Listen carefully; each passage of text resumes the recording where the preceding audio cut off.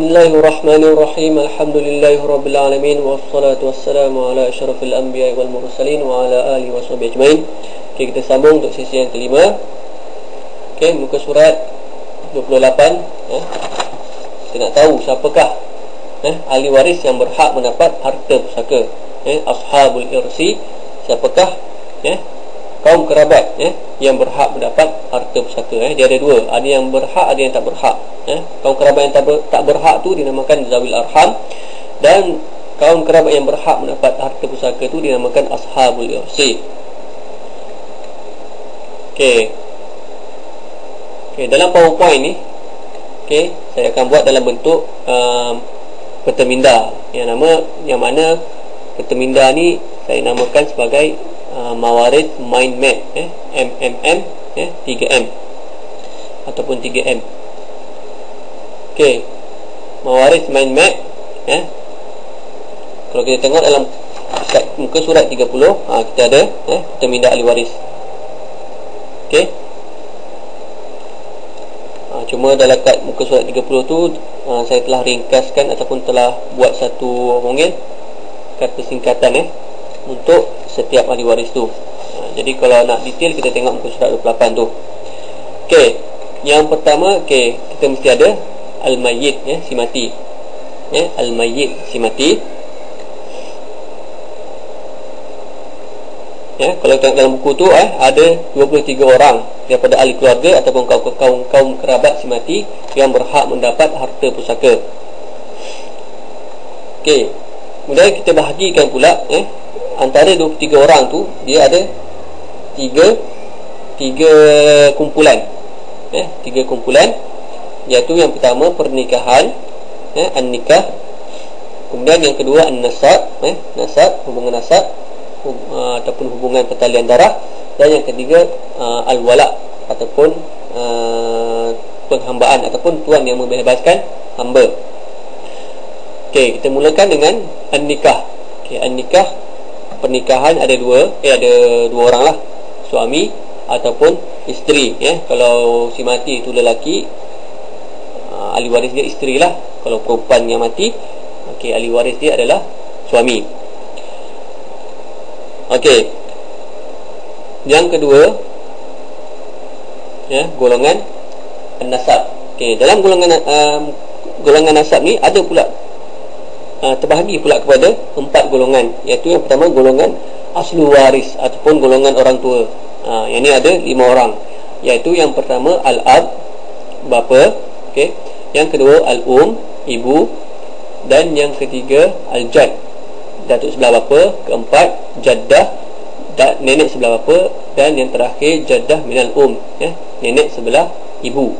Adapun datuk sebelah ibu tak ada, tak dinamakan ahli waris, bukan ahli waris ashabul irsi. Ingat tu, ada 5 orang sahaja daripada aslul waris. Okey, kemudian kita turun pula kepada far'ul waris ataupun golongan anak beranak. Dia ada 4 orang.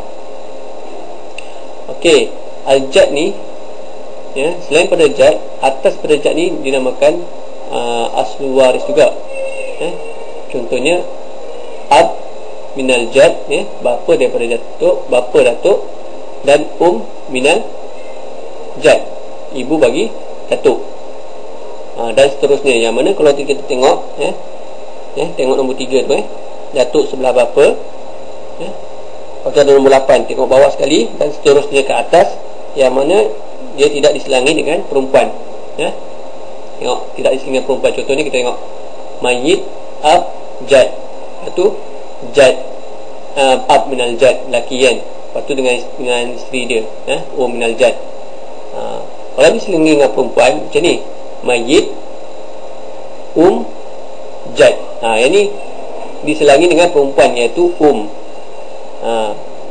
seperti mana juga ab jaddah, ayah bagi nenek dan ibu bagi nenek. Okey, mereka ni dinamakan zawil arham, bukannya ashabul irsi, kerana diselangi dengan perempuan. Siapa dia? Iaitu nenek. Kita lalu ab nak pergi kat dia orang ni akan lalu pada nenek. Okey, tak boleh. Okey, ingat tu.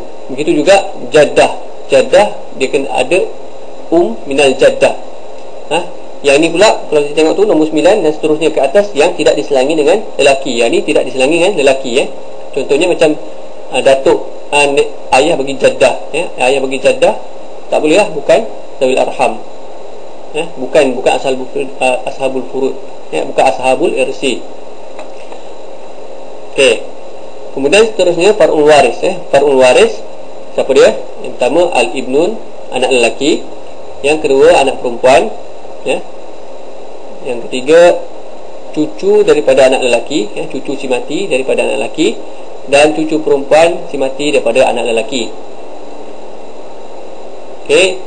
Dan kalau kita tengok nombor 10, dan seterusnya ke bawah yang tidak selangi dengan perempuan, seperti mana jad tadi, iaitu cicit lelaki daripada anak lelaki, daripada cucu lelaki, dan cicit perempuan daripada cucu lelaki, dan seterusnya. Cuit lelaki daripada cicit lelaki, dan cuit perempuan daripada cicit lelaki. Okey. Okey, seterusnya al-hawashi ataupun golongan saudara mara. Kita ada yang pertama al-akhu syaqiq, saudara lelaki sekandung, dan yang kedua ukhtun syaqiqah, saudara perempuan kandung, dan yang ketiga akhul li'ab, saudara lelaki sebapa, yang keempat ukhtun li'ab, saudara perempuan sebapa, yang kelima ibnu akhi syaqiq, anak lelaki bagi saudara lelaki kandung, dan yang keenam ibnu akhi syaqiq, anak lelaki bagi saudara lelaki sebapa, yang ketujuh akhun li'um, saudara lelaki sebelah ibu, dan yang terakhir ukhtun li'um, saudara perempuan sebelah ibu. Okey, golongan yang keempat daripada golongan an-nasab, an-nasabiah, iaitu amam, ataupun pakcik-pakcik, iaitu yang pertama ammu syaqiq, bapa saudara kandung sebelah bapa, dan ammu li'ab, saudara bapa saudara sebapa sebelah bapa, dan ibnu ami syaqiq, anak lelaki bagi bapa saudara kandung, dan yang terakhir ibnu ami li'ab, anak bagi bapa saudara sebapa, sebelah bapa. Okey, dan yang terakhir al-muqtiq ataupun muqtiqah, iaitu tuan yang membebaskan hamba, tuan yang membebaskan hamba. Yang terakhir ni, kalau zaman sekarang tak ada dah, tak ada dah. Ingat tu golongan ni. Okey, kita akan sambung untuk sesi yang seterusnya. Wallahu a'lam.